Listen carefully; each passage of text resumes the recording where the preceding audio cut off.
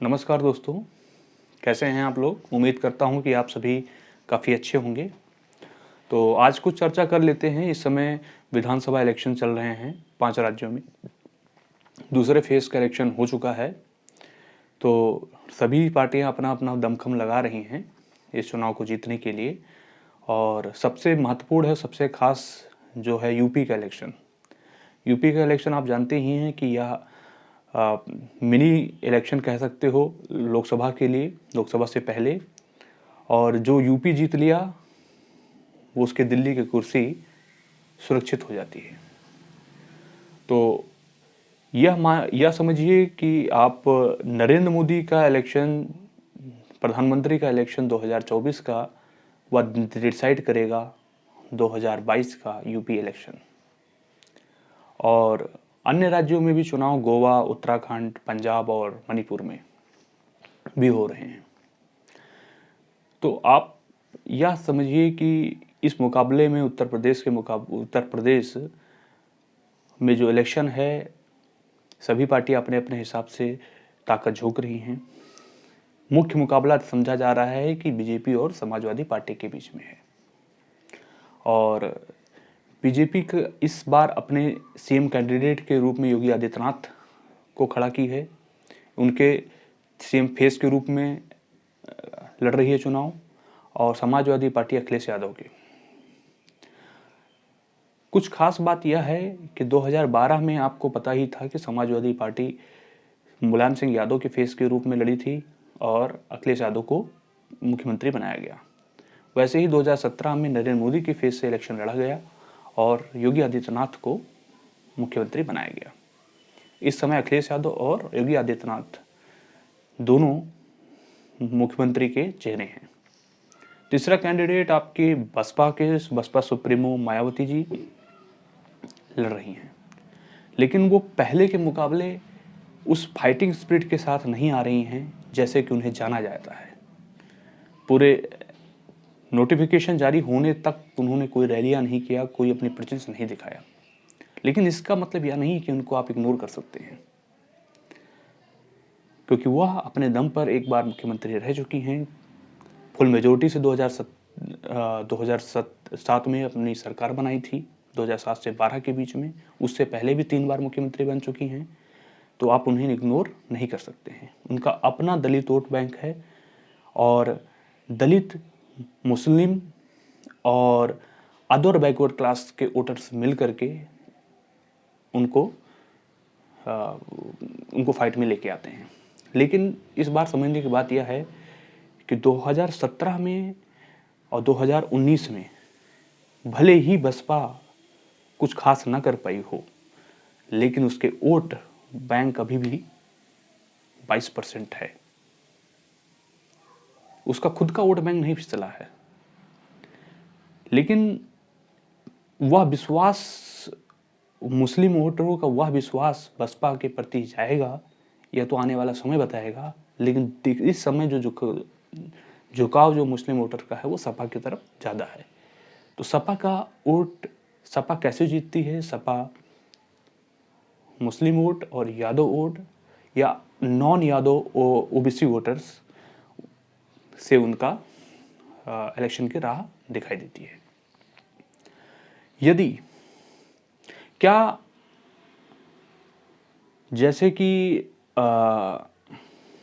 कांग्रेस जो है 1989 और में Narayan Dutt Tiwari last chief minister थे। 30 सालों से कांग्रेस सत्ता में यूपी में सत्ता में नहीं आ पाई है। कांग्रेस जीतती कैसी थी यूपी में? कांग्रेस का महत्वपूर्ण और सबसे इंपॉर्टेंट वोटर था ब्राह्मण वोटर, मुस्लिम वोटर या SC ST के अदर वोटर्स, या इनके बहुत इंपॉर्टेंट वोटर होते थे। सबसे महत्वपूर्ण वोटर ब्राह्मण और मुस्लिम वोटर होते थे। राम मंदिर आंदोलन के बाद से जो ब्राह्मण वोटर या फॉरवर्ड वोटर जो थे वह शिफ्ट हो गए बीजेपी की तरफ, और मुस्लिम वोटर जो है वो सपा बसपा में बट गए, और इस तरह से कांग्रेस सत्ता से बाहर चली गई। यदि यह बात तय है कि इस बार कांग्रेस के वोट के परसेंटेज बढ़ेगा, कंपैरेटिव टू प्रीवियस इलेक्शन, क्योंकि कांग्रेस इस समय सभी सीटों पर इलेक्शन लड़ रही है और राहुल गांधी की बजाय प्रियंका गांधी को ज़्यादा प्रमोट किया जा रहा है। कुछ ना कुछ तो रिजल्ट में परिवर्तन आएगा, लेकिन यह सीटों में परिवर्तन होता हुआ नहीं दिख रहा है। इसके बारे में कुछ कहा नहीं जा सकता है। और फिर एक इम्पॉर्टेंट बात यह कहना चाहूँगा कि क्या यह विपक्ष में इतनी ताकत है कि बीजेपी को लगभग 200 सीटों तक हरा दे। और यह भी बात तय है कि अगर मान लीजिए कि बीजेपी को 325 सीटें या उससे ज़्यादा नहीं मिलती हैं या उसके अराउंड नहीं मिलती है, और अगर वह बीजेपी 204 या 210 सीटों पे भी वो सरकार बना देती है, तो स्टेबल गवर्नमेंट होगी।